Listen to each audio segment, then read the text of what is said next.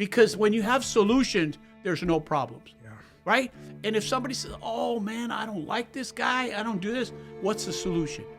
If you have a solution for everything you think about, nobody's ever going to be crapped out. Nobody's ever going to, hey, that guy's a prick, that guy's this, that guy's, oh my God.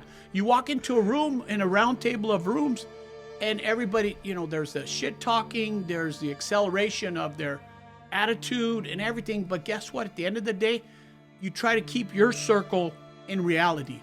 Okay, we have a problem. How are we going to find a solution? I don't want to go into a room or go into a meeting and tell me all the problems. I already know all the problems. You think I'm not smarter than that? But at the end of the day, tell me the solution, and that's the person that's going to work with me. Welcome back to another episode of High Value Discussions, where we don't just talk about success, we dissect it, challenge it, and redefine it. And in this episode, I'm bringing you a guest who doesn't just think outside the box. He's one of them ones who chooses to redesign the box entirely. My guest is a powerhouse consultant with over 2 decades of experience revolutionizing businesses. He's more than just a leader of profit strategies. He's a visionary who is reshaping the way we think about wealth, life, and the legacy we leave behind. He's one of the driving forces at Global Financial Impact, also known as GFI, where their mission is simple yet profound: close the wealth gap, build financial independence, and empower people to turn aspirations into uncommon results. My guest's philosophy: wealth isn't just numbers in a bank account. It's the freedom to create, the confidence to dream, and the tools to inspire. Ladies and gentlemen, I give you Bob Mann.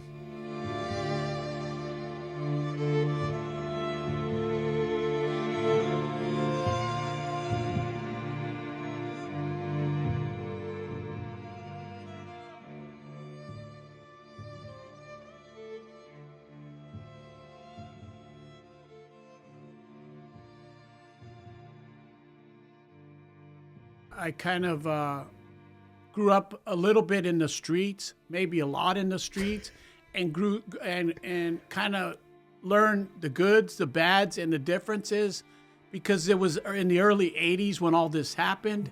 So basically the upbringing came, like I said, I went through college, junior college, played football, went to a local Silver Creek High School here, and basically learned probably all the bad things that most of the ghetto people do, believe it or not. But I learned not to do those, because basically you could be a nerd, but yet you could be a superstar at the same time in your athletic abilities. And to be honest with you, I followed that path. Be the dad taught nerd, but yet be a superstar athlete at the same time. But after a while, there's girls that come into the picture. There's all this, bullshit in some senses that you got to deal with. And obviously, some of the time when you were younger, it's not a bad thing to get a little piece of what, because you got to keep all your roots filled at 100% of the time. You got to plant your seed in more than one place, So, and me being, who I am and what I do, I kind of planted seeds in some places that were probably good and probably some that weren't good.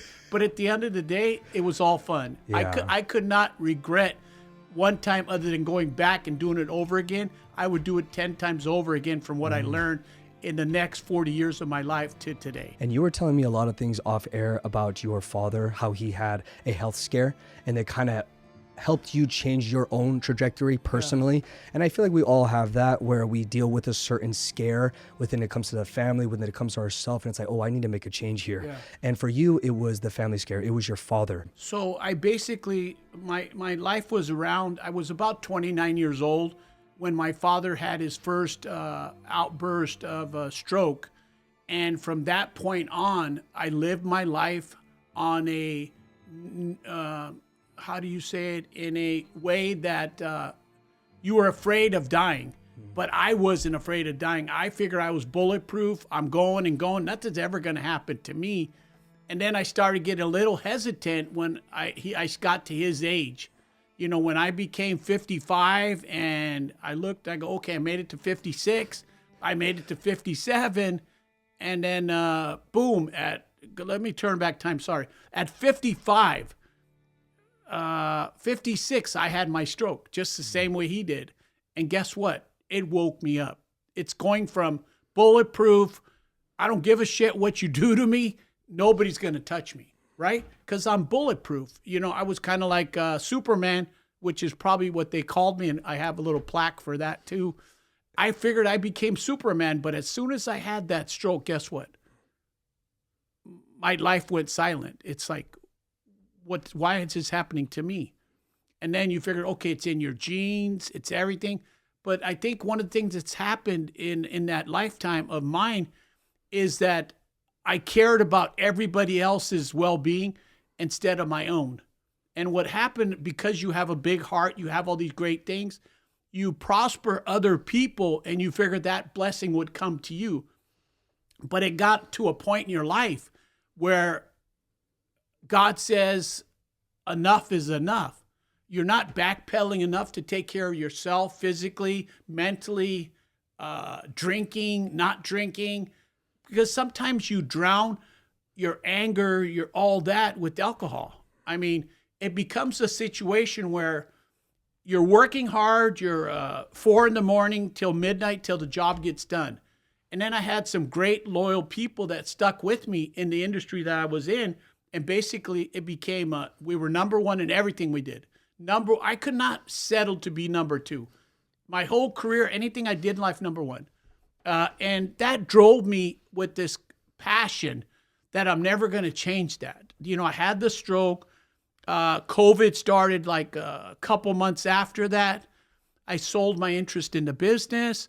I recuperated for almost 2 years from some, verbal stuff and a little arm stuff. But at the end of the day, God said, okay, here's the opportunity I'm going to give you. You can live a life of your own and prosper yourself, or you could go back into an industry you were in and kill yourself in a shorter time. And guess what? I said, you know what? I kind of thought about it and I go, you know what? I'm not going to do that. I'm going to prosper myself because I deserve it. I've worked hard for 40 years. I have put everything else aside except myself. You know, I put myself in a situation where you work and work and you work, and then all of a sudden death comes to you. And, you know, what do? There's nothing you can really do other than close your eyes, open your eyes, and say, look, mine's still open. I think about it every morning I get up, or every morning I go to sleep. Am I going to wake up in the morning, or am I not going to wake up? And that kind of really gets you to think. You have to go in a position in life now where you got to go for it all. You don't have to sit here and settle for less of anything. You wake up now, God gave you a second chance to live, and guess what? You go for it all. You know, and it's been fascinating to see how it is now, because I don't get up at 4 o'clock in the morning no more. I don't, if I don't want to get up, I don't get up. Yeah. You know, I stay in bed. I was on New Year's Day. It was so funny. Didn't do shit for New Year's. Didn't do, just basic. I don't drink anymore. It's been 4.5 years ever since the stroke. I don't drink anymore. You know, maybe here once in a while, sip a little bit of Jesus juice or something like that in the red. Because if God does it, we should do it too. It's okay to do, I should say. But at the end of the day, the reality of the whole thing is it's helped me live better. I'm not telling anybody how to drink, how to eat, how to smoke pot, how not to smoke pot. But I'm telling you, for me, it changed my life because of the fact that you don't need alcohol to make your life feel better or to drown everything in it. You could still absorb everything and there's a good outcome from it, but you don't have to think about the bad part about it. Think about the solution that you could make from it. Because when you have solutions, there's no problems, right? And if somebody says, oh man, I don't like this guy, I don't do this, what's the solution? If you have a solution for everything you think about, nobody's ever going to be crapped out. Nobody's ever going to, hey, that guy's a prick, that guy's this, that guy's, oh my God. You walk into a room, in a round table of rooms, and everybody, there's the shit talking, there's the acceleration of their attitude and everything. But guess what? At the end of the day, you try to keep your circle in reality. Okay, we have a problem. How are we going to find a solution? Yeah. I don't want to go into a room or go into a meeting and tell me all the problems. I already know all the problems. You think I'm not smarter than that? But at the end of the day, tell me the solution, and that's the person that's going to work with me. Yeah. Have you also noticed this where people who are high achievers, people who chase excellence, they prioritize the workflow because it increases so much throughout time, and then they kind of neglect their health. And I've even noticed with that myself because I was an athlete my entire life, and my own fitness agency was always prioritizing other people's health as well. We're dialing in their nutrition, dialing in their fitness. And when my workload increased, my prioritizing towards fitness decreased. Of course. And I was like, oh my God, this is the feeling that I see within other people. But even with yourself, the workflow was so intense, it was so hard to even focus on fitness and health. Right. Was that your experience as well? Absolutely. And the biggest thing about all that is being that we have the kind of we carry our father's genes, and you know everybody does. You know, either you could be a natural born buff guy, or you could be a natural born fat ass, or you could be a skinny dude. It all comes with your genes. How you carry your genes is your success. And the funniest thing about it is, when I was at the slimmest weight in my career was the where I accelerated the most in success. The problem is when you only focus on success and you don't monitor the thing that's your body, and like it hit me in one day, it's like, why am I even considering dying? I'm not done yet, you know? And the key thing is I've learned through the new business that I am that health is number one. And at the age I am today, you have to work on health first, because you can make all the money in the world. You could do all these great things. They're not going to remember you. Yeah. Even if you become a legend, in my opinion, a legend is what I did in my industry. So guess what? They'll remember you when they go to the funeral for probably 3 days, maybe 4 if you're lucky. Yeah. And then they're going to say, hey, that food at the funeral was pretty good. But do they remember you? Hell no. Yeah. You know, and to me, I want to leave this earth knowing that I'm completely satisfied, instead of leaving this earth, going to heaven and saying, oh shit, I forgot a dream and I had to reach these goals. I'm going to come back to earth and finish it, and then I'm going to go back to bullshit. It ain't going to happen. You live one life, maximize it.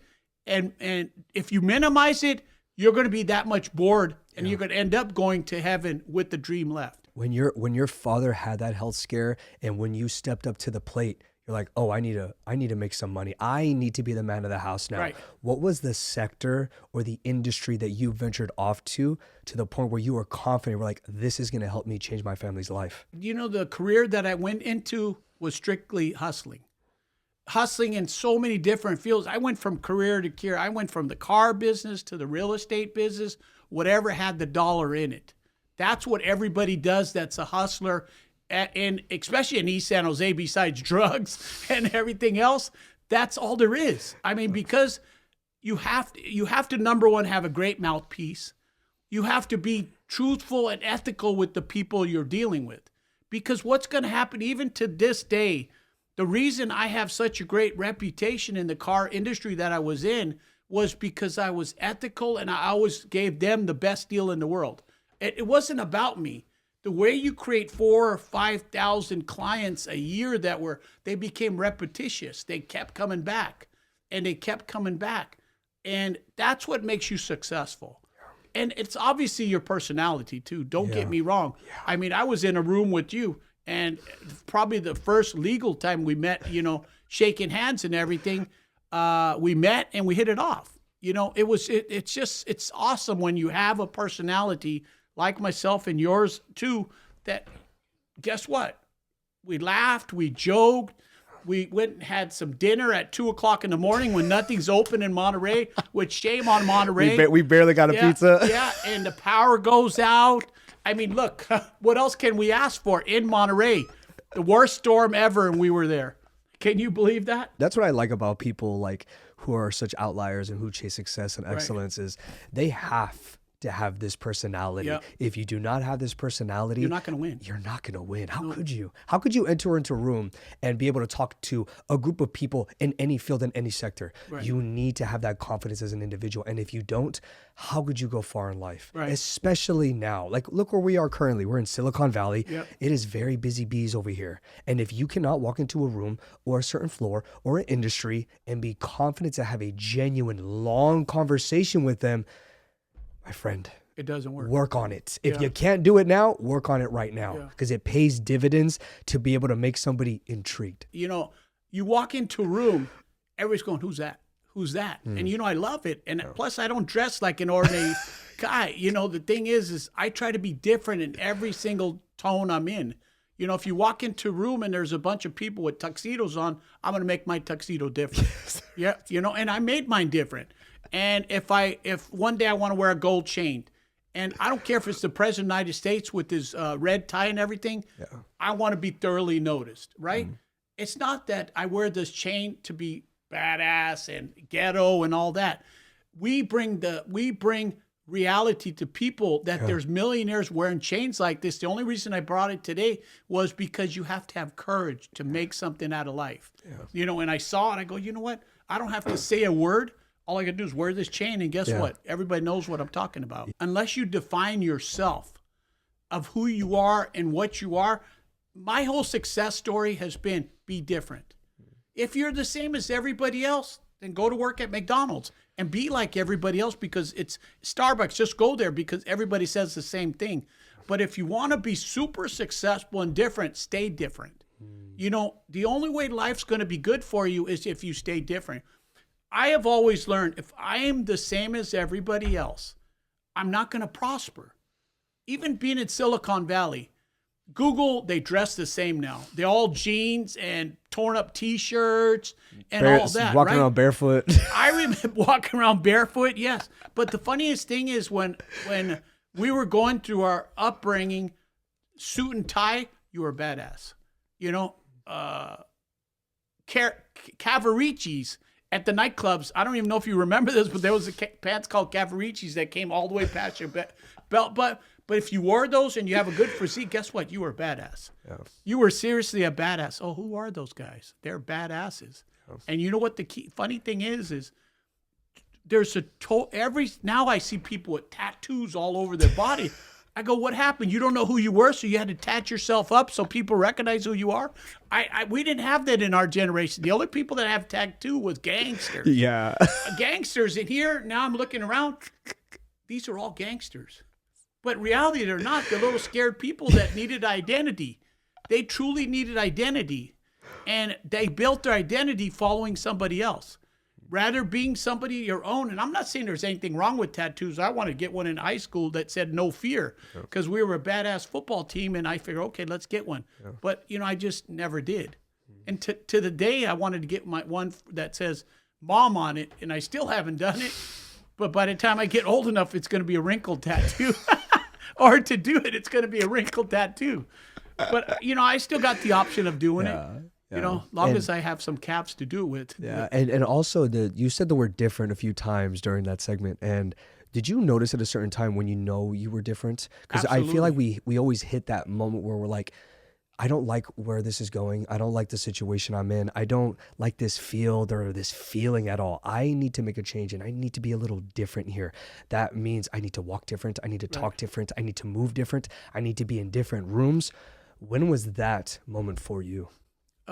It was in 1977. I think I was 8 years old, right? And I went to my little junior high school. And guess what? There wasn't a single Indian in that high school. Or, sorry, in that preschool or whatever they call it. Back then, I don't know what the hell it's called, but it's a school, right? And I'm an Indian. East San Jose had no Indians, right? And I'm walking in there, I go, oh, first of all, I'm saying, I'm different, right? I'm not a white person. I'm not a Chicano. I'm not a Chinese, which were pretty rare there at the time. And today, guess what? If you're not Indian and Chinese or Vietnamese, guess what? And then there's a white guy that walks by, hey, you're out of place, right? You're not supposed to be here. And that's why I decided at that day I'm different, right? I'm going, hey, I am different. but I empower myself to be different for success. Yeah. Right? You entitle yourself to be X, Y, Z, and just forget about, okay, now I'm not different because there's Indians here, we eat Indian food. And, you know, I remember back in the day when I brought my friend that was on my high school football team, and they used to walk in the house and my mom had a whole bunch of Indian food ready. And the first thing the guy does, man, it stinks in here. And I'm like, what are you talking about? That's food my mom cooked. Either I kick your ass now or I kick your ass later. That's good food. And they wouldn't eat it. And today, if you look around, it's the only food everybody wants to eat. It's freaking amazing how the tides turn and turn and turn. And then you look at the president of Google, Indian. President of all these companies are all Indian. So I don't know if it's a trend that, okay, if I don't eat Indian food, I'm going to get fired from Google. I'm like, what are you talking about? But reality, it's amazing how many cycles of life these things change. Yeah. You know, and I still remember the day when he's still my good friend today. We're kind of like brothers. And I asked him, I said, do you remember the day you came in my mom's house when we ate? And the first thing that came in her mouth goes, what stinks? I'm like, what are you talking about? And after he ate the food, he goes, that shit's good. And I'm like, see, I told you. And speaking of the cycles, it's so funny how, like, when you first started that venture, when you said to yourself, like, I'm different, but action needs to be acquired within that specific word. And you went through so many cycles. Like you said, you've been in so many industries. What do you think is probably the biggest skill that you've learned within all those cycles that you took in today? You're like, oh, I harness this and people know me by this. Yeah. Passion and dedication have made you different. There's people that have passion, but they don't know how to be different. And to be disciplined and different is two of the three. But if you have passion, discipline, and wanting to be different, guess what happens? You win. And that's exactly what happened. And I carry that to today. I'm different, I'm passionate, and I have discipline. And that's the things that make you successful in anything you do. If you're not different, then so what? Okay, I have 5 people that live in my cul-de-sac in the house. One's Indian, 2 are Indian, 3 are Indian. Then here pops in a Chinese. And then here's the Italian guy with the knees normal. Oh, I could go talk to you about the football games. I could talk to you about this. And then you go to Chinese house. Hey, are your stocks up or down? I go, what? What stocks? And I'm like, you know what?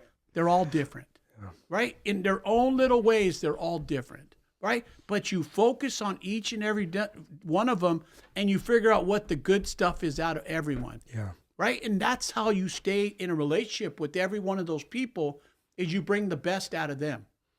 And guess what happens? The best comes out of you, you know? And you know what's so funny about being inside those rooms and within those people?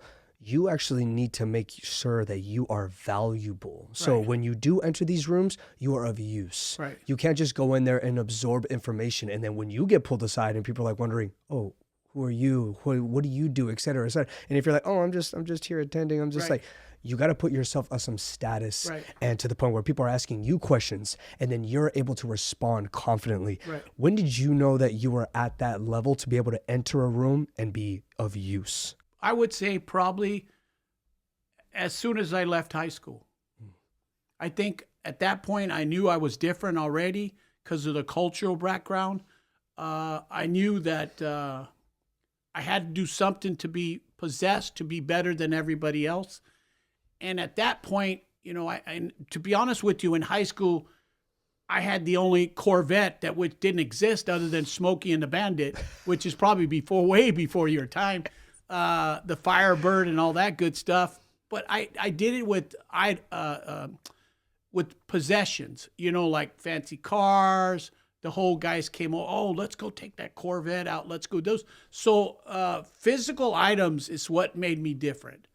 As I grew into it, it consistently still was passionate stuff. It went from cars to not living with your parents it kind of dwelled that, hey, I'm the baddest. Let's go with Bob and let's go out. Come on, follow him. Let's go out. We're going to have a good time if we go with him. And that's been my whole life. It's always been about leading by example. Some are good things, some are bad, but guess what? At the end of the day, they still came with Bob and had the greatest time ever. Yeah. You know, and that's been my life. Today, when you saw me in Monterey, we laughed, we joked, but at the end of the night, we went home excited and couldn't wait till the next day to do it again. But that came through experience. Right. That exactly. came from the ups, the downs, the falls, the pickups. Like, Right. I feel like I don't know how old, I remember you said your age. I just turned 60 in November. Okay, so see my point. 60 years old. Right. That's over half a life nearly.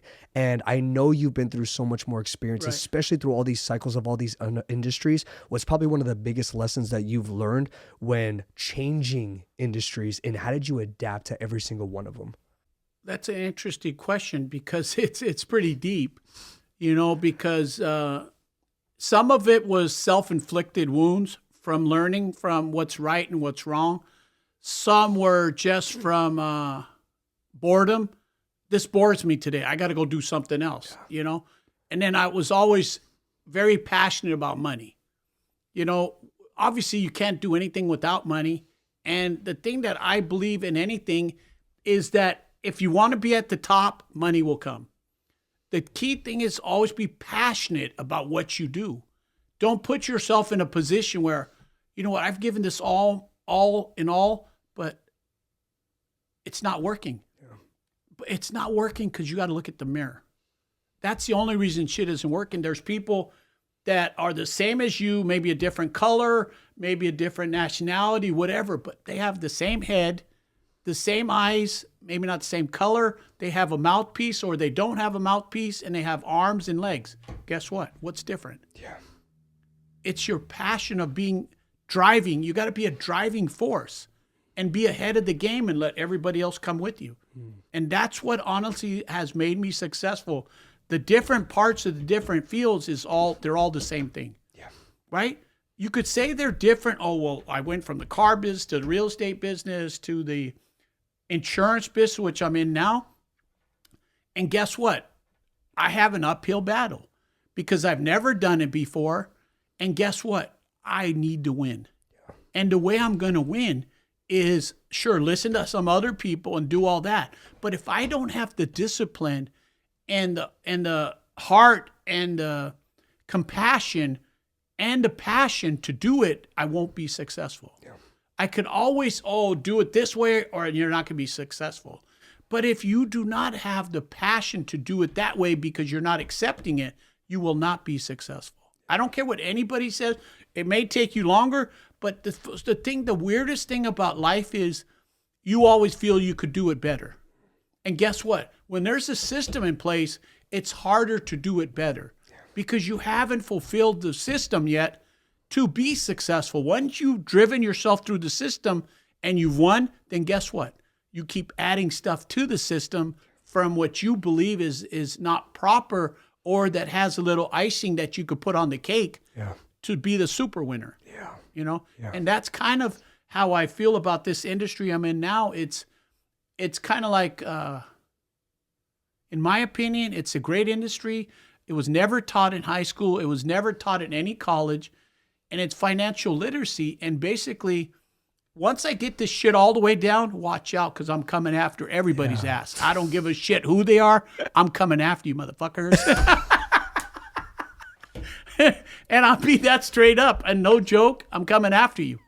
So take it however you want. I'm coming after you. And since you just got into this field, what's probably one of the biggest things that you've learned that kind of slapped you in the face? You're like, wait, people don't know about this? The one thing is when I almost died, and I didn't know that if you had this and how this, I would have been able to pull $1 million out of a life insurance policy, and guess what? Utilize it because I'm not dead. I'm still alive. But they have these things called living benefits, and guess what?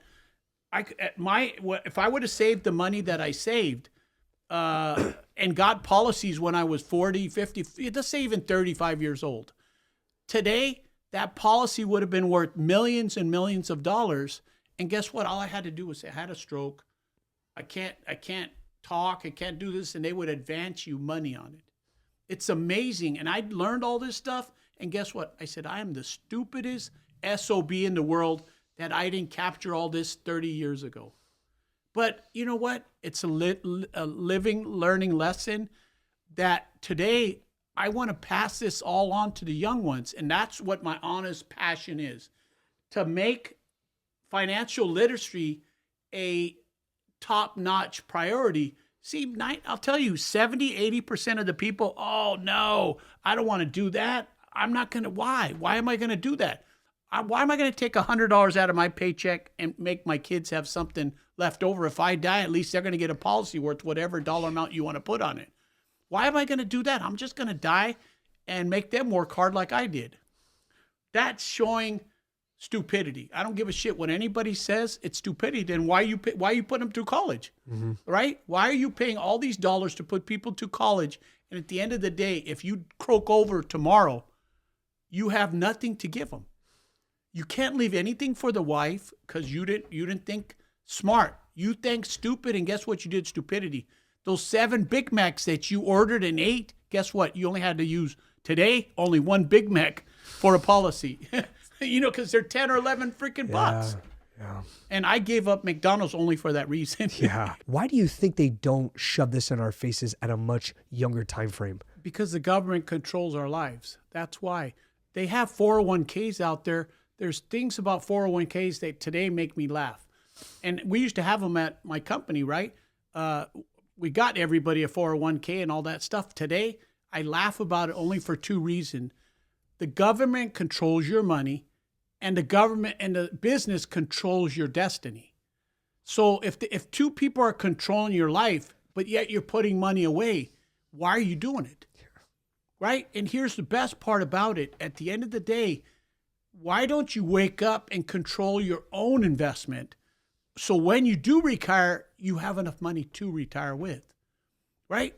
But people, and I call myself stupid because I did it for 35 years. So call me the biggest idiot in the world, and guess what? I'll take my trophy. Yeah. Right? Give me 2 trophies. Give me a plaque. Put a big stupid on my forehead, and I'll accept it. Right? Because, and I honestly would say today, if you wanted to, somebody could get a marker and put stupid on my forehead, and I'll walk away. I'd walk everywhere with it. And you know how you say you're different? Guess what? I would honestly be different. And they go, why do you have stupid on your forehead? Because I was stupid for 35 years. And guess what? Today I've woken up and I want to not put that sticker on your head. Yeah. Right? Mm-hmm. And honestly, it's and that's the way the government is. They're able to control your lives because we allow it. Because the amount of average people that are in our life, in the world, there's more people at $45,000, $50,000, $60,000 income that go along with the flow, that don't want to get educated, that don't want to know the goods and the bads of life because they're too afraid to want to be successful. They're too afraid wanting to be something better. And they also get angry at the people who know how to play the game. Right. And that's what's so weird. It's like, why hate on them when you can join them? Right. Absolutely. I agree with that 1,000%.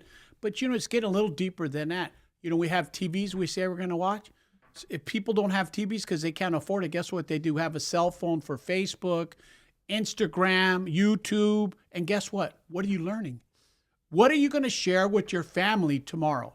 Yeah. Pretty much nothing, because the way you were raised is the way they're going to be raised. So if you lived in a ghetto and you have kids, they're going to follow your rules. Yeah. Right. If you went to Harvard and all these schools and colleges, the people are going to be trained, their families are going to be trained the same way. Whether they follow it or not, look at why there's such a low percentage of success rate with people, right?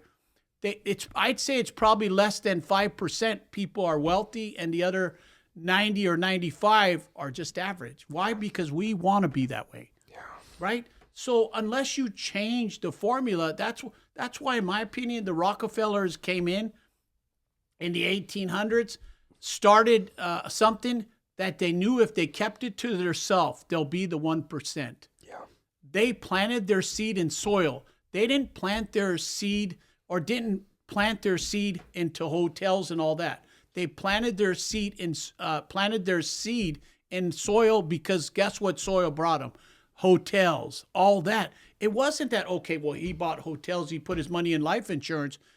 He was able to put his money in life insurance into the ground through life insurance, right? Okay, I'm going to get life insurance for every one of my kids and every one of my next generation. Guess what happened?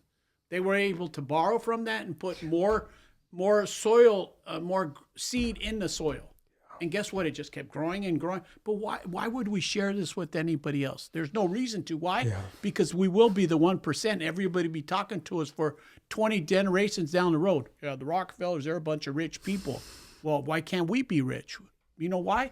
Because we didn't determine of any value of listening to them and found out how they did it. Yeah. We sat here and guess what? Wow, that's pretty neat. They're rich, and I'm eating a Taco Bell, and they're eating a steak. All they want to be glued to is also entertainment. They don't want to put the time in to learn a new skill set, because when they do accumulate a new skill set, it could also increase their income. But unfortunately, what does that take? Time. Do they have time? They think they don't, but realistically, they do. And I know you were in this situation too, and I was as well. We just made a decision.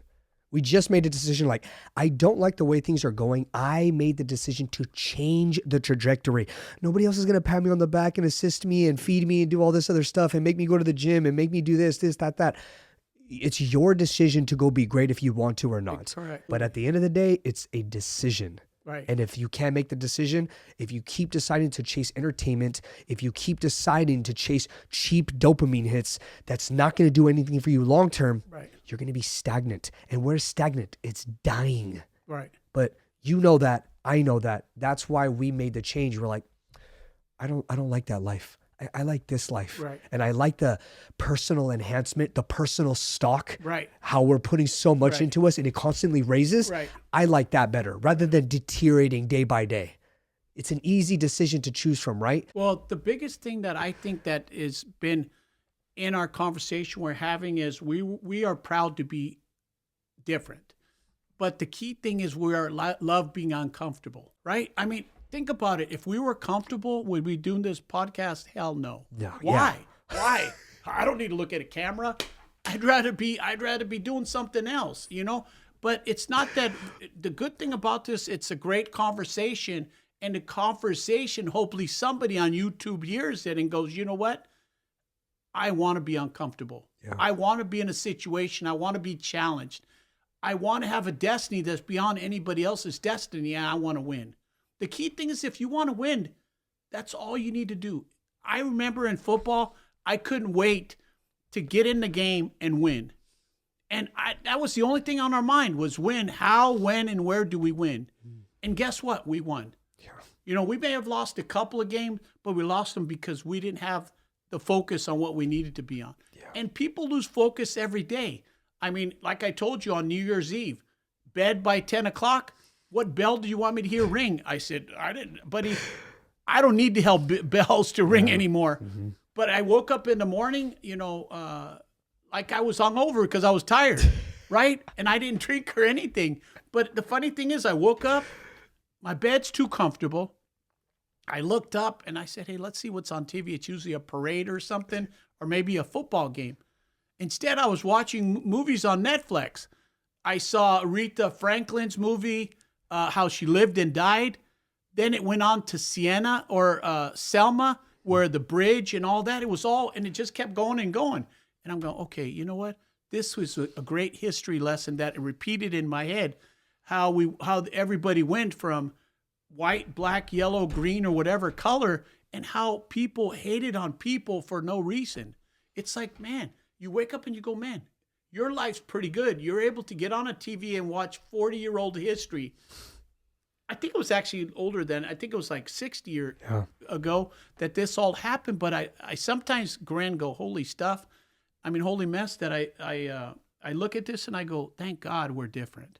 Yeah. Thank God life has changed. Thank God that we're not in this slave world anymore and all that good stuff. But it's still not correct. I mean, there's so much going on, which I don't really give a shit about. You know, because every day, if you care about politics, you're taking sides. Yeah. Play neutral. I like you. I like you. I don't like you. I don't like you because you're Republican. I don't like you because you're a Democrat. Who gives a shit? Yeah. You got food on the table. You're driving a nice car.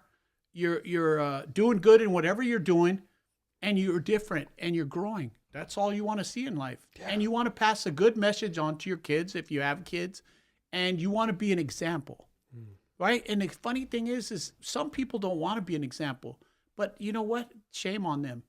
Why did you? There's a thing that I always think about now. Why did we come in this world?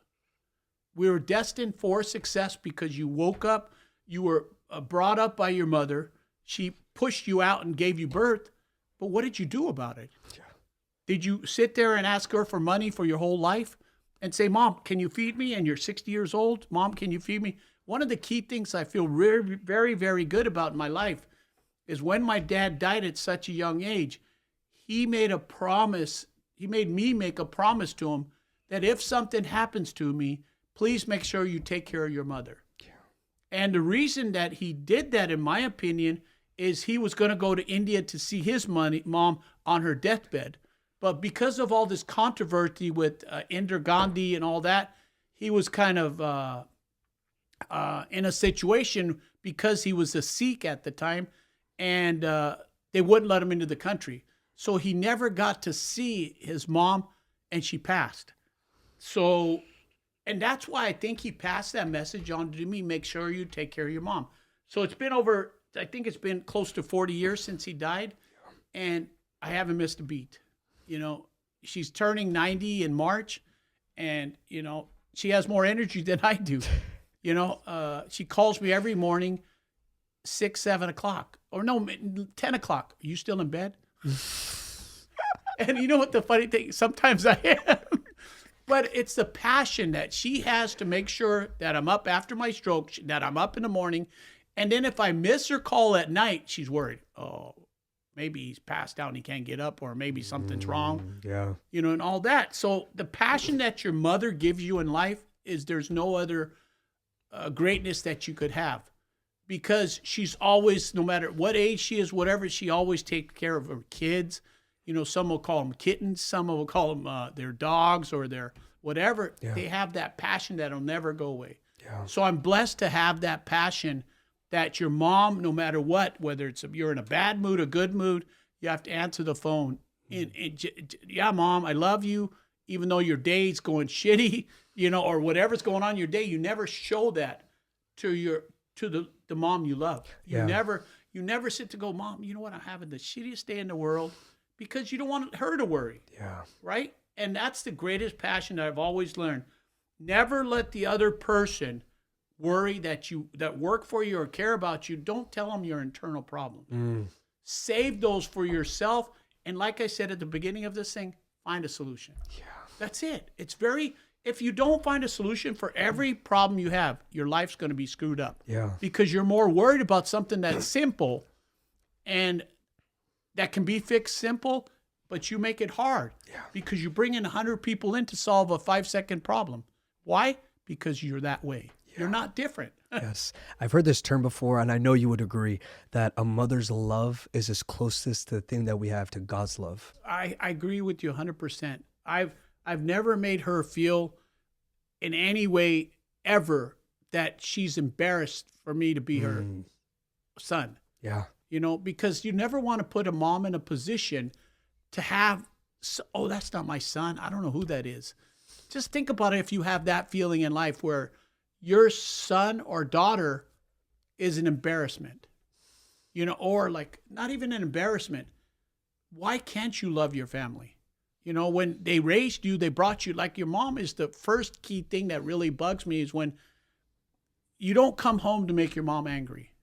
You do not come home to piss her off. Yeah. Whether she's stubborn and she's got to stick her foot up your ass, you got to accept that foot up her ass. Yeah. Whether you're a guy or girl, you have to take it with a little grain of salt and say, okay, a foot's coming up your ass or a slap's coming across your face, but you earned it.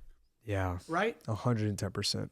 But some people, I mean, I watch people, you're at bus stops, you're at grocery stores, and you're seeing all this, and you wonder how people, and you see little kids. I see little kids, and their mom's their mom's sitting there and knowing that she can't buy this for the kid, and the little kid's crying and all this. And sometimes I want to just go up there, get what you want, kid. Let's take it to register. But it comes back to, what do you want in life? You put these kids out of your stomach, but then you don't want to improve your life to get them something that they want. Yeah. Right? So shame on you for not thinking bigger than average. And that's the wrong way to think. Yeah. Especially when what example are you going to set for these kids? Be just like you, or be something different to prosper them? Because they always brag, oh, I'm going to send my kid to a nice school. I'm going to make sure they're not like me. I'm going to do this. But what are you doing to get them there? Yeah. Pretty much nothing. I live with that same principle. It's like, man, I never walk around to like ever disappoint my mother. I always want to make sure it's like when I see her, it's like there's good news happening all the time. Right. Like, and if I'm, say, tired, I'm sleep deprived, or if things are going bad or business is bad this month, I'm good. Life is good. Life is a blessing. I'm here. I'm with you. We're all with the family, etc. I'm not going to tell you my freaking problems. Right. I was like, you've dealt with enough stress growing up, like with raising us. I was like, come on, like I don't need to accumulate more for you. I'd rather not. I'd rather just do my job as a man, show up for myself every day, regardless if things are going good or bad. Right. That's the man that you raised. Right. We are getting older. At least I know I'm getting older. And that's just something that it kind of bugs me a lot, because I'm going, you know what, if you look at yourself and you're hanging around with the younger, successful people like yourself, and you look at it and you go, hey, how long can I hang with him? It's like, he's half my age. He could have been my son and all that stuff. And I still don't know that. Could still be but come on, Dad. Yeah. But it's like at the end of the day, you think about it, you want to guide them the right way. You don't want to take their dad's responsibility and take it on yourself. But you look at it and go, man, I wish I had that 30 years back. Because not what I learned today or what I learned 30 years ago. It's what we should have did that we didn't do it because our dreams were always focused on something but reality. And think about it. You could have graduated high school. You could have went to a junior college. You could have got some of your education. But remember, street smart is the smartest. You can't get a diploma for street smart. You can't buy that. You can't buy that. It's so amazing that when I go and hire people that I hired in my industry for a long time, I look at it. Sell me a pen, and I get a Mont Blanc pen and I put it on the table, sell it to me. And guess what? 90% of them don't know what to sell me because they don't know what they're even talking about. Yeah. And there's going to be that 1% that hands me the pen and go, oh my God, that's a nice Mont Blanc pen. It's this. It would look real great in your pocket, et cetera, et cetera. And at the end of the conversation, they would always say, hey, would you like one or two? That's the guy I want. Yeah. There's other people that go, oh, it's just a pen. Makes draw good lines. It makes good lines. It's the most expensive one out there. And automatically the guy goes, I'm not going to buy the most expensive one out there. So these are things that as we grow up, we learn. But the fundamentals of life, keep yourself uncomfortable through your whole life. Even when you're older, sure, you lighten up on the uncomfortable part. If you're set for life and you're pretty much retired, then you don't have to worry about being uncomfortable. But if you don't stay uncomfortable when your wife's around, she's going to run all over you. I mean, I hate to say it.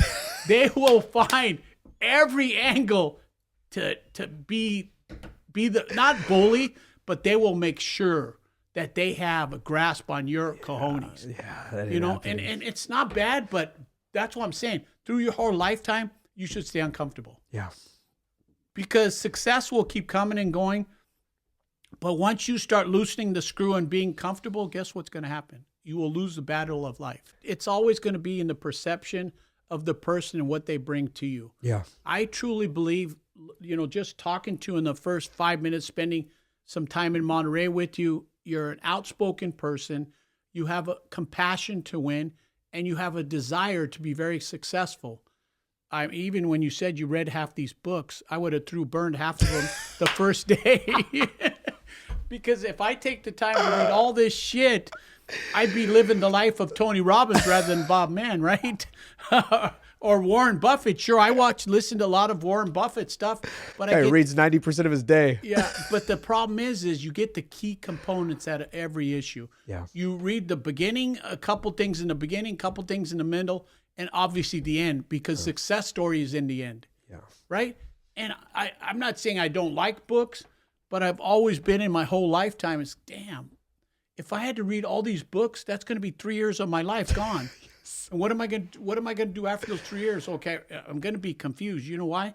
Just like Elon Musk said, you don't really have to go to high school. You don't have to go get a college degree. You know why? Because there's natural smart, there's book smart, and then there's book stupidity. Yeah. And book stupidity means you learn so much shit and then you don't execute it at all. Mm-hmm. Oh, shit, I'm a genius. I read this book. Did you get anything done, though? What's your lifestyle? What do you do? Oh, I'm still working out Straw Hat. Or I'm working at, I don't even know if anybody knows what the hell Straw Hat is anymore. But, you're working at Starbucks. You're working, but I read this book. Why not graduate from Starbucks and read it in a Google building when you're on lunch and they pay for all your lunch? People don't see. Grow yourself and then read some books. Grow yourself, read some more books. But that's why I go back to this. If you want to be a Warren Buffett Jr., read Warren Buffett's books. Not saying he's financially not going to bring you security. That's all great. But think about this. Could you have done anything more yourself and included Warren Buffett into your life and saying, you know what? I'm Bob Mann, and this is what I've done. Now let me bring a couple of Warren Buffett ideas into Bob Mann's life versus me being Warren Buffett and follow his coattails and never be able to pass him up. How are you going to pass him up? You're not going to be able to because you have put yourself in a position to be a follower instead of a leader. Yeah. And I see a lot of people like that. Oh, guess what? Like Warren Buffett says, oh, I hate crypto. And then before his partner died, he says, you're not investing in anything. You're investing in lights. There's nothing that you can grab with your hands and throw it around. Yeah. And he still to this day says that. Yeah. But it's still, there's still a percentage of people. There's a lot of, I wouldn't call them dope dealers or whatever, but some, how long it lasts, I hope it goes up to $2 million. But when I hear that stuff, I go, that's the common sense that you look at. There's no tangible paper. There's nothing. But obviously, it's something exciting that the technology world is doing. So you can't knock it. There has to be a point where you need to accumulate so much information, but you also need to have more execution on top of that. Yeah. The key thing is execution. Oh my God, that's one of the biggest things that I did because I'm a former professional fighter. That's what I did before all this. I was a cage fighter for 10 plus years. Wow. Gave my whole life to it nearly. And when I retired, I was like, okay, I need to be literate in every single aspect of life. I'm already dangerous physically. Now I need to be mentally dangerous as well. I accumulated information, but then within my combat background, I put execution within that information. Right. And then that brought all these other ventures to the point where it's like, man, what else could I do now? I would say to the average person as well, accumulate a good amount of information, but execute more. If you don't execute it, what are you doing? Right? It's not doing you any good to do something and say, okay, you know what? I went halfway there and now I have to do something else. Well, shame on you because there's nothing if you don't, just like you warm up, you work at Jack in the Box. I'm going to take simple things because everybody knows what Jack. You're going to all the fast food spots. I know all the fast food spots. I mean, I could say Nordstrom, I could say this or that, but the reason I say Jack in the Box, because if you look at it, you take an order, there's one person taking the order, there's another person putting the order in, and then there's somebody at the chef thing, and it's so easy to make it. But if he don't cook it the way the system is, it's not. It's like you saying, "Hey, I'm halfway there and I stop." Well, it's just like halfway making a burger. If you don't make it all the way, guess what's going to happen when the guy gets through the drive-through window, and he pulls up and eats it right there and where normally everybody grabs and eats it right fast. They don't wait till he gets home. Yeah. And the guy comes back to the counter and says, hey, this burger's not cooked. And he goes, let me see it. And he looks at it. It's raw as shit, right? Yeah. And guess what? That's the purpose of going all the way. And if you don't go all the way and finish it, how are you going to know if you're good or bad in it? Yeah. Right? You're not going to know. So there's nothing, like I tell people, there's nothing wrong with changing careers. Life is going to probably give the average person at least 20 careers that are from the years 17 years old when you get your first job all the way till I'm 60 years old and I'm taking on another field. So it's a whole nother career. And I'm saying, let's go. Yeah. Let's do it. Why not? something I've never done my whole life. Didn't learn anything about it in high school. Never learned anything about it in college, which I went to junior college, so I'm not going to learn shit anyways. Because I didn't get to that spot. It was all street muscle and all that. But the key point to this is you're trying a new field, you're moving slow on it, but you know you're better than everybody else. Only because you're different and you have the passion. You know, when some of the leaders look at it, they go, hey, you should already be at $5 million. You should already be at $1 million. But I'm in low gear. I'm not ready to put it in overspeed and drive and all that shit because I need to learn it all and then move forward and pass everybody up. You know, and those are some of the things I've always learned in my lifetime is that you got to be able to walk before you run. You know, absorb it all, take it all in, and learn what all the people around you are doing. Some are good people, some are bad people. Take from the good and walk away from the bad. I have 2 more questions for you, my man, okay? So let's say that this was Bob Mann's podcast, okay? High Value Discussions hosted by Bob Mann. If there was a question that you had for me, what would it be? My show. Now it is. Okay. First of all, can you go wait in line, please? No, the question I would ask you, why? Why are you doing this? What drives you to be so compassionate about what you're doing? What makes you want to chase Joe Rogan? What makes you want to read all these books? What makes you want to be great as you were in MMA and everything? What drives you? Man, I love, not even love, I am deeply obsessed with the pursuit of excellence. That's why. Wow. That feeling of chasing excellence, percentage by percentage by percentage, man, that feeling is a different kind of feeling, and it fulfills me every single day. People always ask me, why do you have all this crazy energy? Why are you so happy all the damn time? It's like, man, because I am chasing excellence every single day. I'm uncomfortable every single day. I'm doing the hard shit every single day. That gets me fulfilled. That gets me closer to where I want to be. I love this feeling of chasing excellence every single day. When I'm done with like this conversation that we hit over an hour, this was a percentage of excellence within both of us. Like we both get to leave out of here and we're like, me and Bob got better. Right. And then when we link up again, we're going to be different people. Right. Absolutely. I'm going to be different. You're going to be different. Why? Because we chase excellence every single day. And we do that constantly, my man, and we love it. So that's my why, man. I love the pursuit of this endless pursuit of excellence. That is it, man. That's pretty much right on the ticket. I don't think it could get any better than that. So, my man, out of all your experience right now, you are 60 years old. You have been through the ups, the downs, and I cannot wait for you to give more value on the next show. But what is the greatest lesson you've ever learned? The greatest lesson I've ever learned, to be honest with you, is never give up. Is to flow as fast as you can and as smart as you can every day, and always pick up one thing. Whether it's you being so young, I picked something up today. Oh, yeah. I picked up how to watch and do a podcast in less than 30 minutes. Easy, right? Right. It's the content that makes it successful. Yeah. And the best part about this whole conversation, that it's going to get continued. That our success is starting today, and the end game, we don't know where it is, because we're starting a success story in a different field, in a different career, which I'm so thankful that I'm able to add that into my portfolio today and grow with you and be compassionate about giving you straight up advice, not advice just, I'm just giving him advice. He's got this dream and he's got this jack off session he's doing in life, and I don't know how long it's going to last, but I see the compassion that you're putting into this time that we're spending. Like you said at the beginning, and you asked me how much time I got, buddy, it's not a time. My value would be built up of my thought process that I haven't wanted to leave for the last 30 minutes. I haven't said, okay, you know what? I want to leave. Yeah. I've had enough. I might have to. I didn't even look at my phone once. It's like reality is there's a dream here that I want to be part of. Yeah. And that's probably what I could say and feel good about it. You're part of my inner circle, and we will do this. You just let me know, and we'll set it up, and I'm there. God bless you, my brother. Yeah. Thank you so much for coming on, my man. Thank you for having me today. Thank you all for tuning in to today's episode. If you got a lot of value out of this, please do me a favor and support our channel by liking, commenting, and subscribing. Make sure to hit that follow button on Spotify to stay updated with our latest episodes. And if you are listening on Apple Podcasts, I would greatly appreciate it if you would leave a 5-star rating, followed by with a review. Again, thank you all for the support.